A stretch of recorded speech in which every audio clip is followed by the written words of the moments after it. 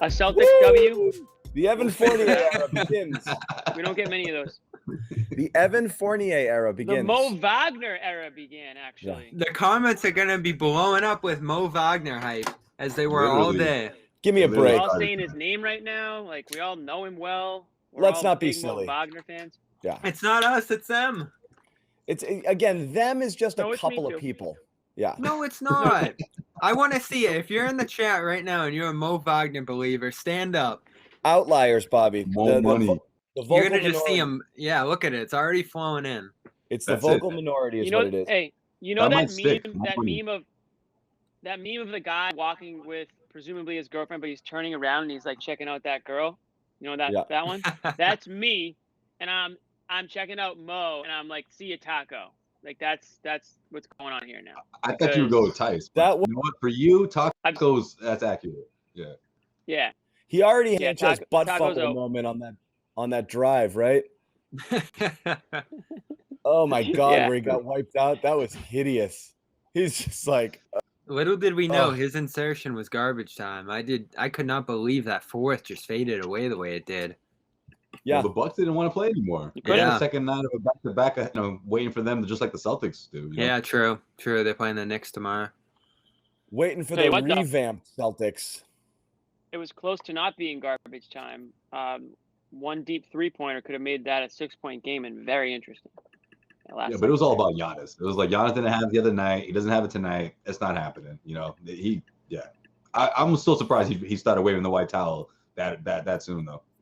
Well, you know So what? where do we- They were announcers He's scared of talking Rob. about it all game. He's scared of Rob. Gorman and Scal were talking about it all game. Like Giannis just wasn't into it. Yeah, which I was surprised. I don't know what's going on because I expected the complete opposite of what we saw 2 nights ago. I thought the Celtics, because of that, the Celtics would be in big trouble no matter what, but that wasn't the case. Well, we're Right, starting exactly. to see. We're starting to see the basis of some real good defense with this team between these last 2 games.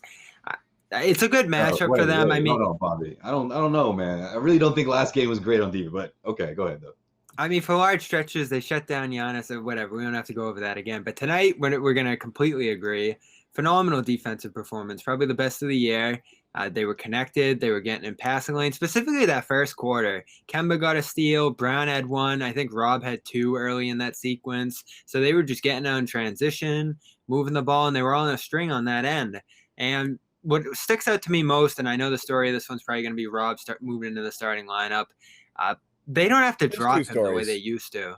And the way he's able to defend in space at this point is a huge bonus for that starting lineup because they can play the way they want to defensively. And that's going to be the story of this team going forward for the rest of this year now that they're going to be all wings instead of double big and some of this other nonsense they've been doing. Everybody can switch. Everybody can defend out in space, and it's going to make them a much better team. It's twofold, Bobby. Obviously, the defense, and again, Ainge said it today. Like he's our best defensive player, and I'm like, oh, obviously, but people dispute that. But it's offensively, it's not an accident that like people were just freer to just less pressure on them because again, that whole just that Rob presence, even though they just refused, they missed him on the roll a ton of times. He could have had quite a few in there. But who's putting up comments? Oh, did I just do that? Yeah, you did that, Jimmy. I gave you studio access one time. Look at that. Look at that. You're shipping Kemba out of town? Get that out of there. No, get that out of there. I didn't even do that. I was literally trying to read them. I'm like, women's now. But no, I was actually. Is this you posting them. My trying to bad. get back at Nick somehow for that time? Jimmy just joined John's Dump Kemba parade. No, but on my part. Offensively, like My bad. how much more space did they all have out there, and how much more did they have to roll? And again, it's a make-miss league. And again, they hit all their threes. Everybody looks great when all of those shots go. It is what it is. But I mean, everything looked better. I'm not going to attribute it all to Rob, but I mean, this way, any concerns about Rob going against the other team's starters, we can at least throw those out. Yeah, I mean, especially against a team like the Bucks. Right? If you Go ahead, ever sorry. actually believed that this year, I mean, we all believed that last year when he was barely playing and when he did. Well, some play. people believed it. Yeah, I know. Especially in the playoffs last year. I mean, that was fair. But I think over the last month or so, we've all been begging and saying, you know, put him in there. Let's see what he can do. We think that he can roll with these guys, but you have to actually throw him into the fire, throw him into the pool, whatever you want, whatever analogy you want to use, and see if he can swim. So, and he was swimming laps today. He was swimming laps in Giannis's head, in his brain. He was all up in it. I think that was part of the reason why Giannis was a little disengaged. I don't think he wanted to mix it up with Rob. I really don't think he did. He didn't want to end up on the other side of a You really believe that? Dunk. I do believe that. I don't think he had the energy to go at Rob tonight, and he just kind of floated around. I mean, he still hit his shots. He still dunked on Taco. Rest in peace. But again, that was see you, John. That was you know, I think he saw Rob out of the game. He said, "All right, I'm gonna go get mine now." And then Rob comes in, and he goes back into his hole. That was the game. I saw tonight. I think Rob had the upper hand. Rob was everywhere. Not to turn it's into one a Rob thing to segment say, already. Yeah, no question. It's one thing to say that he rattled them. I think that was evident, especially Giannis in certain stretches when he was getting really frustrated. I think he frustrated Giannis, but I don't know if Giannis is like scared of him. I don't think he's like, man, I don't want that. I think Giannis is off with that knee or something. Hey. Yeah, I mean, he just didn't look himself. Yeah, I think the frustration just boiled over, but he was frustrated with himself. He's like, what's going on?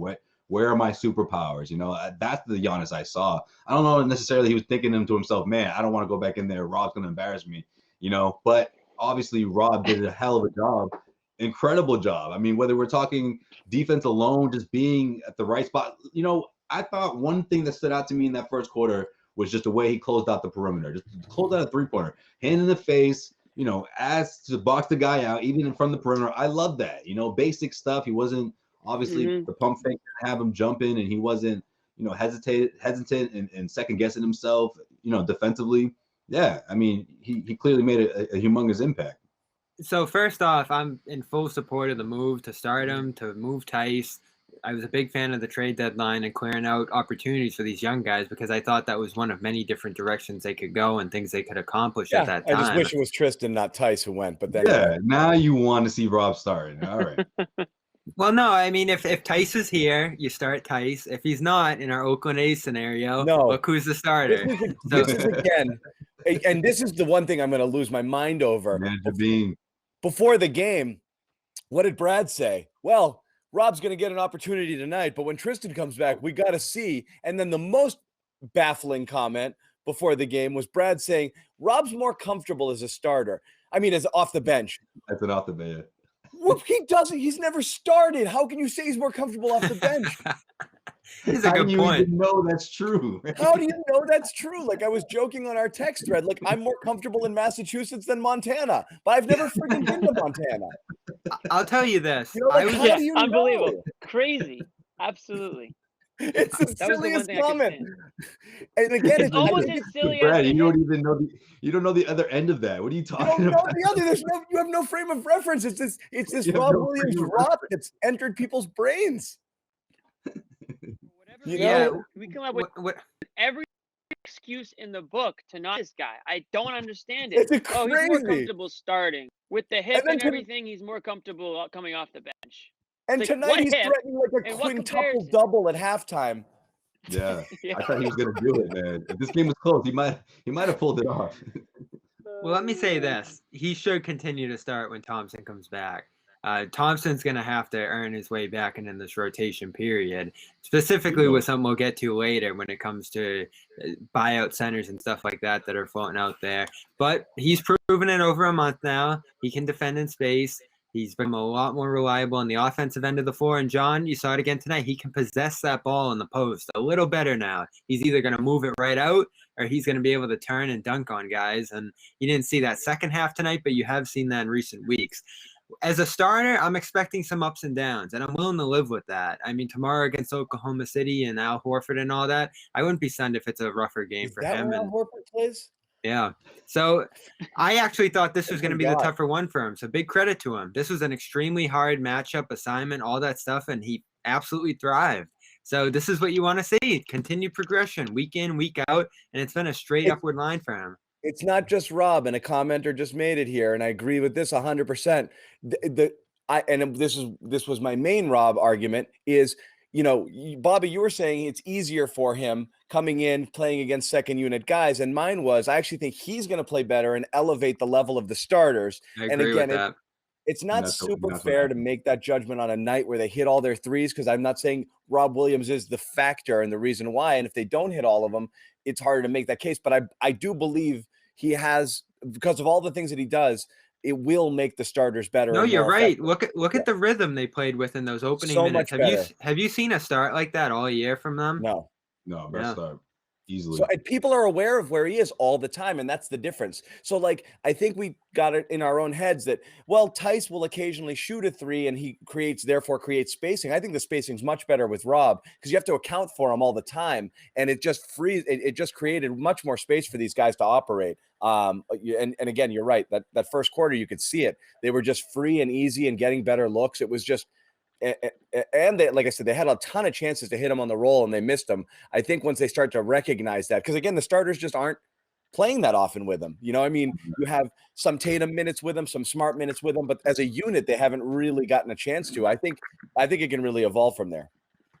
I think that's why it was so fresh. And honestly, because they have to sag. Sorry, they gotta chase him. They gotta go with him. Yeah. No, I was just gonna say that. I was just add those 2 cents there. Go ahead, Jim. Going to piggyback on what John said. I mean, Rob's out there. That energy is contagious. You just don't really see it with Tristan. I mean, I'm not saying that he doesn't try, but you just don't see it the same way. Rob's running up and down the court, flying around, getting his hands on passes, deflecting out of bounds, diving practically running out of the gym in the second half, trying to save that, which he did save it. The ball that was heading out of bounds, and he sort of saved it in, and I ended up back into the play on the other end. But he gives you that extra little pep when he's out there. I think that sort of rubs off on the rest of the guys. He's sort of like he's like a energy, breath of fresh air, like with the energy. And I think they need that. I think they see that and they kind of feed off of it. The passing is, we talked about, how good of a passer he is already as a big. And the fact the passing that was outstanding tonight. Yeah.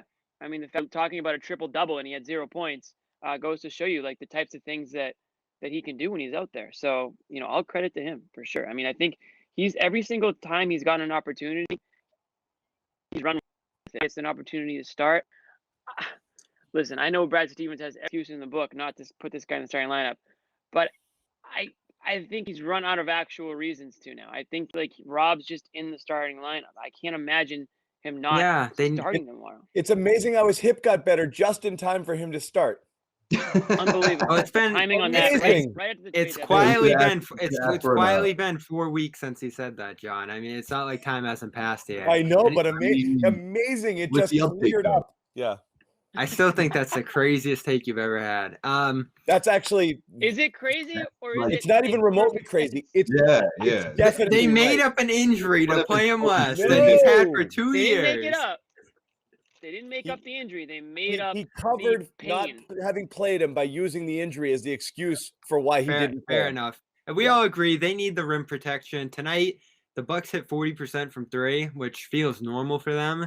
But if you look at the 2-point percentage, that's where they completely fell off the map. And whether it was Giannis or others, I don't know if Giannis was afraid to go inside Jimmy, but he's a deterrent.